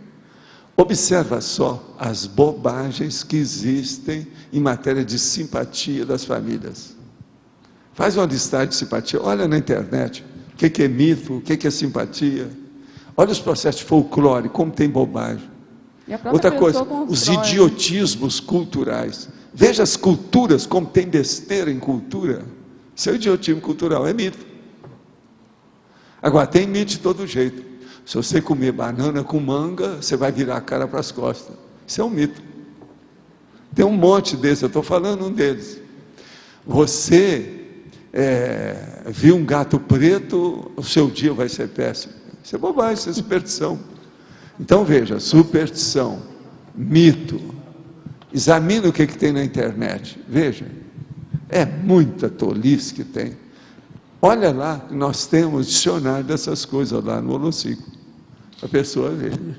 Você falou que o preconceito, a antítese seria a fraternidade. Como é que é? O preconceito. Você falou que a Sim. antítese do preconceito seria a fraternidade. Para acabar com o preconceito é quando a pessoa chega na fraternidade, porque ela pode melhorar certos preceitos a respeito de objetos, mas se ela não melhorou quanto as pessoas, não adiantou nada. No cosmos nós temos as energias, que são os objetos, e nós temos as consciências, que são as lucidezes, ou a lucidez. O que interessa é a pessoa saber conviver com a lucidez, e não só com as energias, ou os objetos, os instrumentos, as coisas. As realidades mais sérias são as consciências. Ok, obrigada. Tá certo? Valdo, você falou do argumento, né? Como é que a gente pode se defender sem ser anticosmoético numa reunião, quando a pessoa, você faz uma crítica e a pessoa reage contra você? O argumento é de homem, sua né? crítica. Quando você for fazer uma crítica, defenda todas as hipóteses.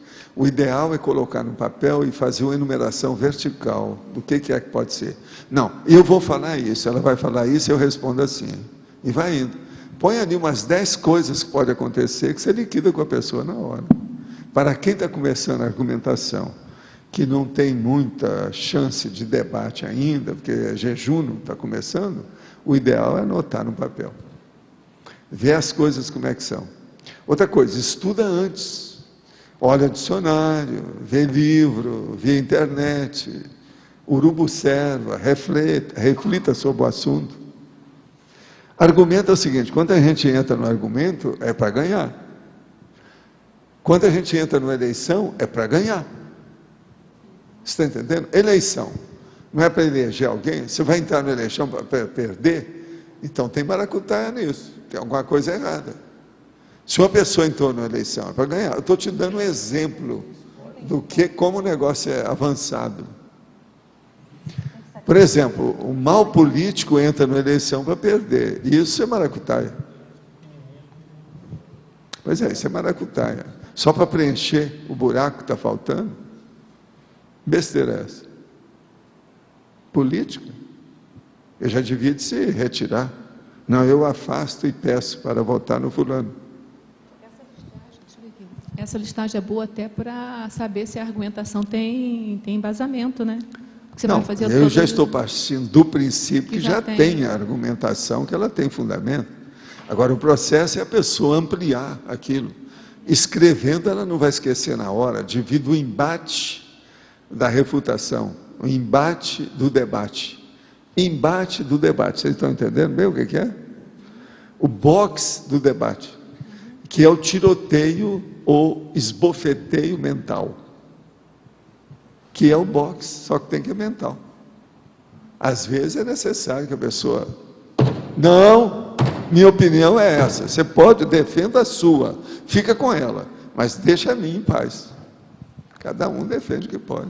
O discurso da obsolescência, pelo que eu vejo, ele se concentra assim de forma mais organizada na religião e na política, principalmente talvez na política que falam mais. Não, mas também também a filosofia. A filosofia também sua, não tira o corpo fora, não. A filosofia tem de tudo e muita Tem gente que defende ignorantismo até hoje, como é que é possível uma coisa dessa? Mas aqui eu vejo... Você quer mais obsolescência do que a defesa do princípio filosófico do ignorantismo? Você sabe o que significa, né, ignorantismo? É aquela pessoa que defende que ninguém deve estudar muito, ninguém deve ler. Agora você vê que Como é que o povo de Foz fala para nós? Nós temos mania de estudar. O sexo dos anjos foi uma discussão filosófica também, ainda quando mistura a filosofia com a religião. E a Virgem Mãe, essa que é o pior, a Virgem Mãe. Sabe, né? A Nossa Senhora, a Madonna, né? A filosofia misturada com religião. Deu à luz o J. Cristo sem ter... Não, nada. eu acho que filosofia misturada com religião... continuou com o ímã. É o máximo. Não, isso é o máximo. É o máximo... Agora, veja, devia ter um bom cirurgião plástico na época do J. Cristo. Porque quando mistura com a religião e filosofia, eles querem racionalizar o que não dá para ser racionalizado. Uma loucura total. Agora... Eu estava vendo aqui, por exemplo, a questão do Fidel, que fala 6 horas. Né? Uma vez você falou que teve gente até que dorme no discurso dele, e ele exaltado em prosa e verso por nossos intelectuais, né? Aqui brasileiros, que isso aqui tem muita força no Brasil. Uma pessoa dessa que fala obsolescência às 6 horas, não sei como consegue falar tanta besteira. Não, e é duro. Eu estou aqui 2 horas todo dia, não é fácil, não sou só eu que falo, é todos vocês. Agora, falar 6 horas do jeito que esses caras falam, se deixar, eles falam todo dia. É demais. Não, e o fala pelos poros, o fala pelos cotovelos, pelos aqui, tornozelos, a planta do pé. O pior que eu vejo nisso aqui, o Chaves e o Fidel, hoje em dia, nas nossas universidades, um apoio tremendo por esses pseudo-intelectuais, né, que se acham máximo, e até... Né, não, e outra coisa, eu não sei se você viu aí o negócio que aconteceu agora, a controvérsia braba, que o cara lá da Folha foi falar sobre a dita branda, que é uma besteira, é uma palavra que já é usada há muito tempo, esse povo está por fora. Eu estava lendo, eles não viram, isso aí é antigo, esse negócio de dita branda, isso é da minha infância, a gente já falava nisso. Agora, o que é que se passa? Vocês querem falar que a Redentora aqui, a militar, foi dita branda, foi a vovozinha, mataram gente para chuchu. Outra coisa, eu vi 6 ditaduras, em matéria de ditadura eu estudei um bocado, eu vi 6 na minha vida até hoje. Agora, não vi nenhuma branda, não existe isso. É a mesma coisa de falar democratura, não existe isso. Uma outra coisa, viu, Mabel? A etimologia do processo de ditadura não tem nada a ver com durex. É outra coisa, é de perdurar a situação, é outra coisa. Se você for olhar, não tem nada a ver para fazer dita branda. Então, ditadura, essa dura não é dureza. Não é. Tem nada a ver com isso. Entende? Então, não tem nada a ver com essa história. É um erro. Aí, você já viu aí? Pois é. Tem nada a ver. Ditadura parece que provém da época de Roma, não sei se... Esse termo... Agora, a dita branda, isso aí a gente já falava isso na época da guerra. Com os negócios todos, na minha infância eu vi essa palavra, o povo fica falando que foi outro dia, não sei quem é que fez, que não sei, estão bobeando, deve ser gente mais nova, né, que está falando isso, é gente que tem só uns 50 anos, não está chegando aos 80, então não sabe que o negócio é antes dele. Agora, outra coisa que eu vejo, que existe muito discurso de obsolescência também no meio do direito, esse emaranhado de leis, emaranhado de blá, blá, Pois é, mas precisava de fazer, enxugar essas leis todas, enxugar a Constituição. Tem que começar primeiro pela Constituição do Brasil. Tem muita coisa ainda que ainda não está enxuta. Agora, para isso, teria que fazer esses direitos aí, as leis que não tem, né? A tributação, o processo político, o problema mesmo, vamos dizer, do processo legislativo, né? A coisa mais séria que tem aí, tem um monte de coisa. E sabe também que o judiciário. A maioria dos políticos é constituída de gente que se formou em direito também. Então, uma boa parte deles, mas se formou em antidireito. Antidireito. Porque você sabe, das faculdades do Brasil, nesses anos todos que eu vi, eu que trabalhei nesse meio aí de educação e pedagogia, de educandário, as piores faculdades que haviam no Brasil é de direito. Das primeiras que eles implicaram muito era de Niterói, que o cara só ia lá para pegar o diploma e pagava tudo. Pagava e recebia o diploma em pouco tempo. Às vezes eles exigiam só passar alguns anos, para não ficar tão ruim. Mas ninguém ia lá. Agora, isso na década de 50 já era assim no Brasil. Hoje ainda tem muito lugar aí. Tá? Eles estão tentando melhorar. Agora, então, veja, a pessoa entra na faculdade de Direito e ela começa a estudar o antidireito. Por quê? Está cheio de maracutaia lá dentro. Estão ensinando de qualquer maneira, você pode comprar diploma. Agora, o pior da história não é isso, não. O pior da história é o que aconteceu comigo em 1965. Eu vou a Paris, tinha uns caras lá que sabiam das coisas, tinha brasileiro e francês no meio. Aí eles viram o meu currículo, a minha situação, e falaram assim, vem cá, você quer algum diploma da Sorbonne? A gente arranja. Até da Sorbonne. Sem eu precisar de ir lá. Quer dizer que a França... Então, veja. Eu falei assim, gente, se Paris está assim... Se a França está assim, imagina o Como Brasil. é que fica o resto? E outra coisa, era real. Eu vi os caras, tinha gente que recebeu o diploma sem ter trabalho nenhum, sem nada. O FHC deu aula, parece que na Sorbonne. Mas é. Agora, como o Brasil já imitou muito a França, eles devem ter começado a imitar essa maracutaia, né? Agora, veja, eu nunca vi livro nenhum dos franceses falando sobre essa maracutaia da universidade lá. A Université, eu não vi, até hoje. Isso foi em 65, já vão para mais de 40 anos, eu não vi nada. Agora, outra coisa, eu falei com eles, vem cá, você olhou para mim, eu tenho cara de ingênuo? É por isso que vocês estão fazendo essa oferta? Você não tem medo de eu começar a falar essa realidade aí, combater vocês? Como é que fica isso? Aí o cara recuou, me deixou em paz. Agora, ó, eles iam cobrar bem, o negócio era muito dinheiro, muito franco. Francamente alto. Teve uma aí que entrou um analfabeto, né? Tem um monte desse povo, né? Agora, o que eu vejo, então, é isso. A natureza humana, como diz a Danusa Leão, não falha. Então, não interessa se a pessoa é dessa etnia ou daquela, desse país ou daquele. O que adianta? O processo é que tem maracutaia e autocorrupção, se não tiver cuidado, de todo lado, né? Abrir uma deixa, o negócio aparece. Esbarrunda, a represa. Agora, como é que esse povo cubano tinha tanta paciência para ficar 6 horas ouvindo Fidel? Né? Não é isso. Ficar com 50 anos de ditadura lá em Cuba. Veja bem, não é fácil. Essa turma toda são os martirizados, né? São os mártires de Cuba. Está cheio deles.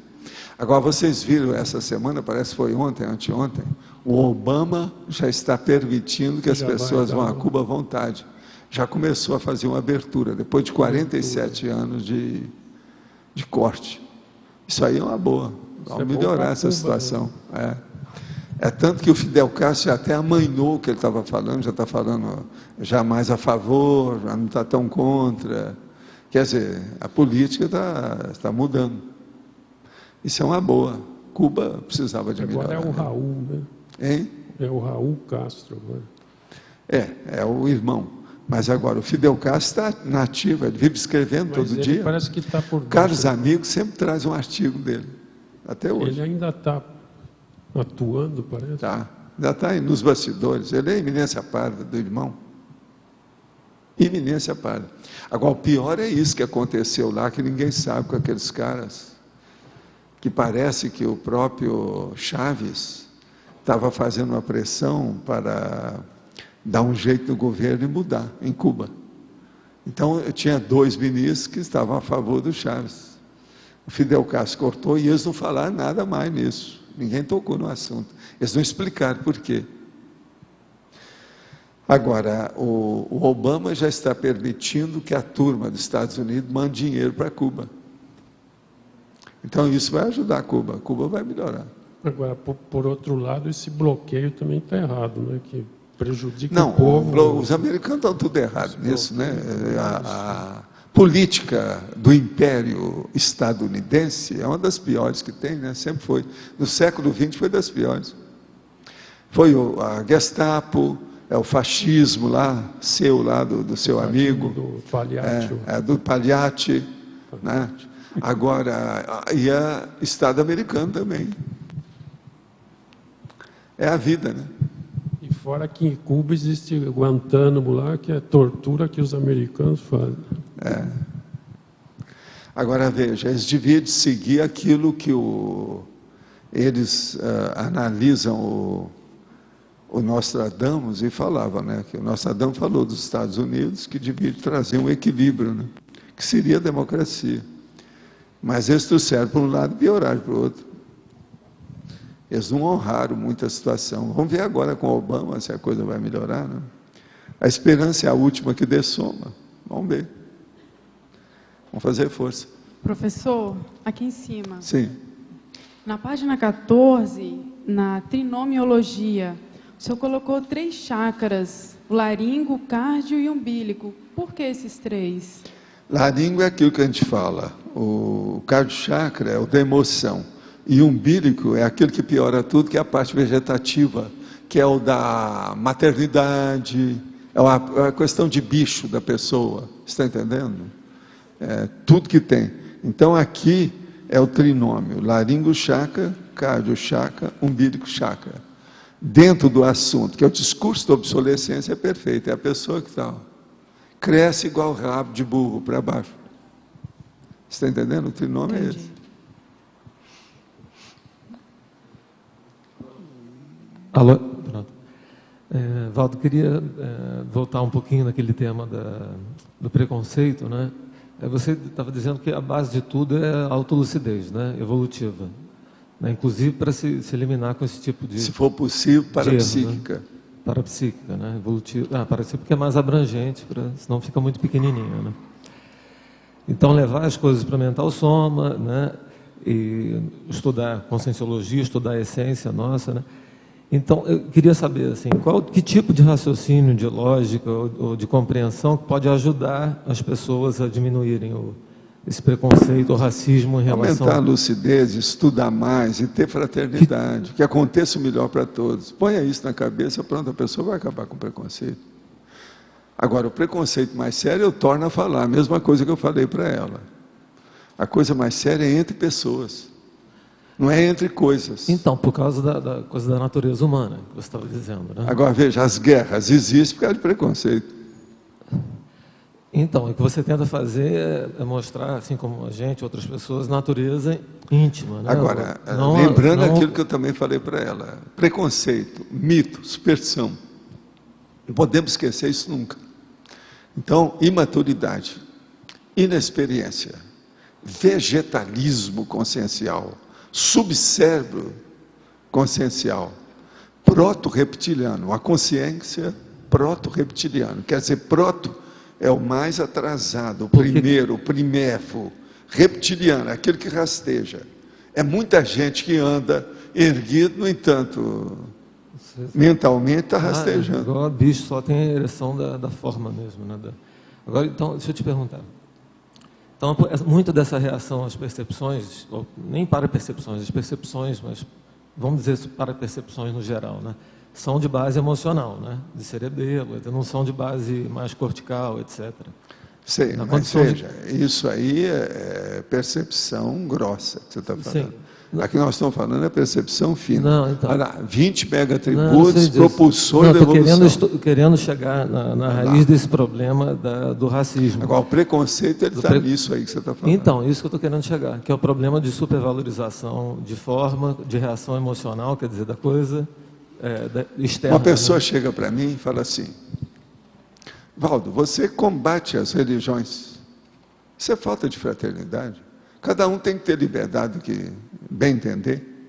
Eu viro para ele e falo assim, olha aqui, quem é que está tendo preconceito aqui? Sou eu ou é você? Você está defendendo as religiões. Eu combato as religiões porque eu quero que você fique iluminado pela lucidez, que você melhore. É muito mais do que a religião te dá. A religião te dá o ensombramento, a obscuridade, o obscurantismo. Como é que está? Mas é porque a pessoa acha que está sendo democrata, só que só...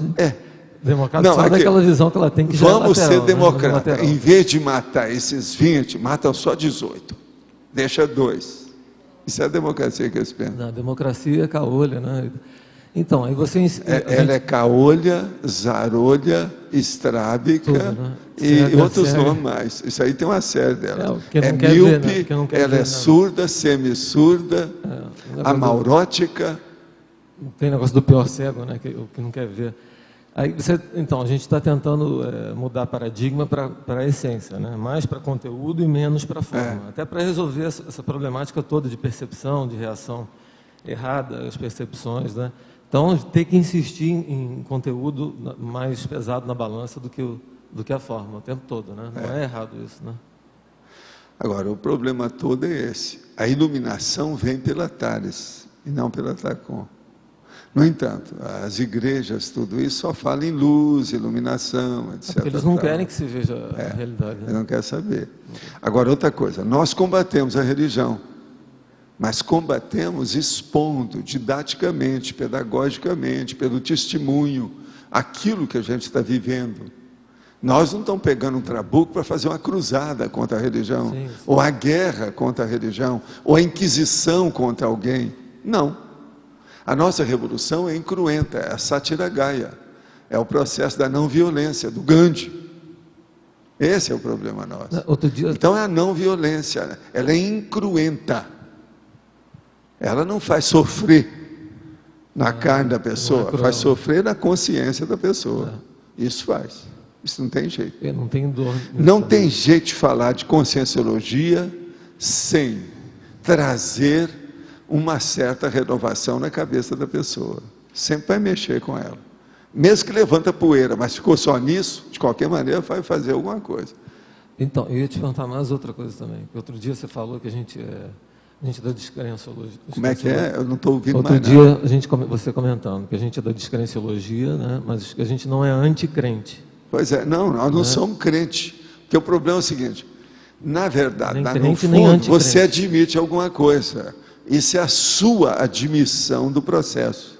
Eu admito. Agora, a hora que você fala assim, eu acredito em alguma coisa, já foi tudo por água abaixo. Porque essa palavra já está prostituída, ela é envelhecida. Agora, você admite. Eu admito essa realidade. Sim, agora quando você Pela minha experiência, eu admito esse fato. Quando você diz que a gente não é crente nem anticrente, foi em relação a gente não ficar combatendo quem é crente? Não, foi em relação a de ter esse fundo de admissão. Agora, o que nós combatemos é o obscurantismo. Sim, claro. Até um certo ponto, a enciclopédia da conscienciologia nada mais é do que os enciclopedistas ressomados, que são vocês.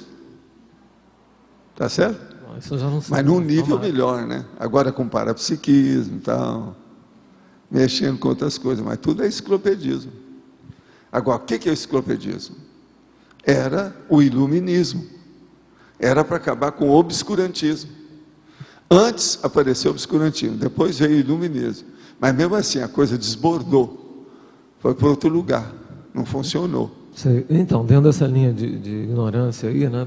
As pessoas vêm muito, pelo menos comigo, né? Eu comento uma coisa ou outra de como eu penso, aí falam, mas você é ateu, então. Fala, ateu? Não sou ateu. Você não acredita em Deus? Eu digo, o que você chama de... Não, qualquer coisa você fala assim, eu sou agnóstico. Para você, eu sou agnóstico. Não, eu sei aí o cara vai estudar o que é isso, eu conheço essa argumentação. Eu conheço essa argumentação. Mas é aquele negócio, você fala, o que você chama de Deus? Né? Vem dizer... Aí você diz, não, eu simplesmente não acredito nas coisas sem vivenciar ou sem achar... Não, a primeira coisa que a gente fala é o seguinte, escuta, né? Na minha terra, a gente já estudava o seguinte, sempre tem uma coisa melhor do que outra. Agora, eu tenho que cuidar das coisas que são melhores para o momento da minha evolução. Agora veja, eu vou estudar agora o que é a causa primária disso aqui. Se eu não ser essa causa na minha frente, o que é que se passa aqui agora? Tem um monte de coisa para eu estudar. Isso é perder tempo. Eu não tenho capacidade para saber isso. Isso é da mateologia. Então, por exemplo, falar em Deus, causa primária, causa suprema do universo, é uma perda de tempo danada. A pessoa está julgando fora as suas potencialidades. Uma coisa insignificante. Não, porque a revolta que causa, às vezes, é você dizer que você não acredita em Deus. Aí você explica, não acredito, só não acredito. Não acredito em Deus, como não acredito em nada. O ser desperto. E eu já sei que tem evoluciólogo depois, tem mas isso aí não adianta nem falar. Tem consciência livre. Eu não sei nem o ser desperto direito, como é que é. Agora, eu vou pensar, quem é que criou esse povo todo? Besteira. Isso não adianta falar, estou só querendo fugir desse argumento eu sou agnóstico, e explicar o que é a descrenciologia. Para dizer, sou do princípio da descrenciologia. Então não é que eu não acredito em Deus, não acredito em nada sem ver lógica. Né? E sem causar revolta na outra pessoa. Por isso que a descrenciologia é boa. Por isso que é boa, exatamente. E é por isso que eles morrem de medo. E é por isso que as instituições não têm a descrenciologia, o princípio não funciona. Porque a pessoa não consegue sair disso depois. Então, é uma coisa para se pensar. Muito bom. Agora, toda vez que você for debater alguma coisa, se o processo mexe com consciência, lembre-se do princípio da descrença. Sim. Sempre. Agora, logo em seguida, você lembra da evolução e, em terceira posição, lembre da cosmoética. Agora, na evolução, você tem que pensar na inteligência evolutiva. E na cosmoética, você tem que pensar no princípio, no código pessoal de cosmoética, que é o exemplo da pessoa. Mas esse tipo de Se você pegar essas três coisas, todo o seu argumento vai ser útil. Que você estabeleça a maior polêmica, ela vai ser construtiva. Desse jeito. Cosmoética, né? Descrenciologia e... A evolução, a cosmoética, e você toma conta do processo da consciência em si, que é o que interessa. Agora, o princípio da descrença é a base disso. Não, isso como argumentação. Se você pegar esses três pilares, acabou. Você não vai perder tempo em discutir com ninguém. Não, e esses Sempre outros, você vai ajudar alguém. Não, você não precisa discutir, até Outra esses coisa, outros se a amortizam pessoa, você não conseguir nada com ela, você vai conseguir com os assediadores dela. Que quando a pessoa é muito encasquetada, ela nunca está sozinha. Você está entendendo? Não, mas... Uma pessoa que é super empedernida, sim, ela tem gente atrás. Alguém, é igual ao alcoólatra, sempre tem companhia. Desorientando. Nunca eu achei bom isso que você falou agora, porque dentro desse trinômio e esses dois outros pontos, que a evolução e cosmoética, mexe com pontos que normalmente quem, mesmo que seja de base religiosa, gosta. Mas olha, tudo isso que eu estou falando, ninguém gosta. Não, gosta. Não. Alguma cosmoética, se a pessoa já tem alguma coisinha... Eles não enfrentam. Olha o jornalismo. O jornalismo enfrenta a ética, presta atenção. Não, eu estou falando de jornalista. Eu estou falando, é o jornalismo que mexe com os fatos. Eu não estou dizendo que não que tem dá a comunicação, eles mexem com ética. Isso aí é a maioria, mas é porque nesse caso é a maioria. Falou em cosmoética é um problemão. Falou em descrenciologia é um problemão. Falou em evolução sua é outro problema. Por exemplo, na ciência, fala na evolução do cientista. Não, mas não estou falando nesses meios, estou falando em meios mais... Com ele. Não, você pegou os piores meios também. Aí eu peguei os melhores aspectos. Não, mas são os piores meios para se discutir aspectos. Para se debater, né? Não são os piores, são os melhores, né, Djalma?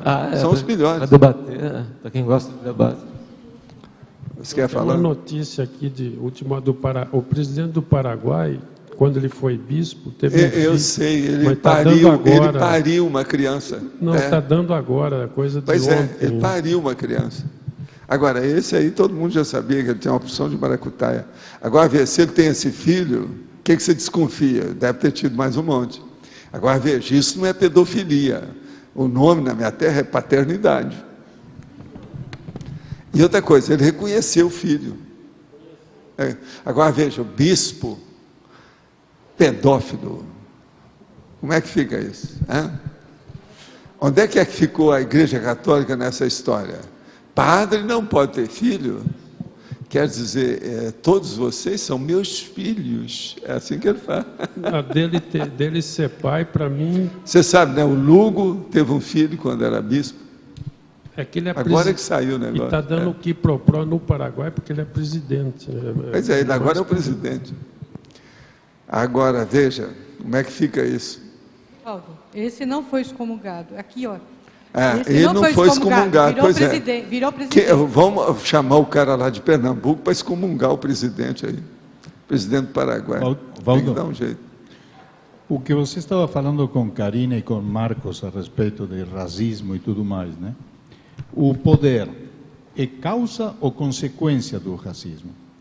O preconceito? Não, o poder. O poder é mais o preconceito que leva à exasperação da pessoa pelo poder. É um preconceito. Por causa da ignorância.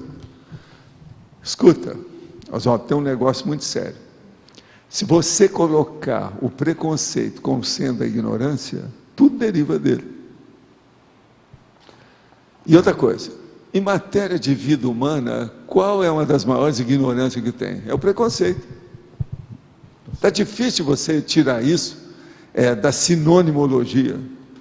Preconceito, ignorância, imaturidade, inexperiência, desconhecimento, apedeutismo. É isso. Conhecimento, mais conhecimento, mais conhecimento. É a única coisa que melhora, senão não vai não. Então nós precisamos da reeducação. A reeducação entra por aí, né? Os nossos comerciais, por favor.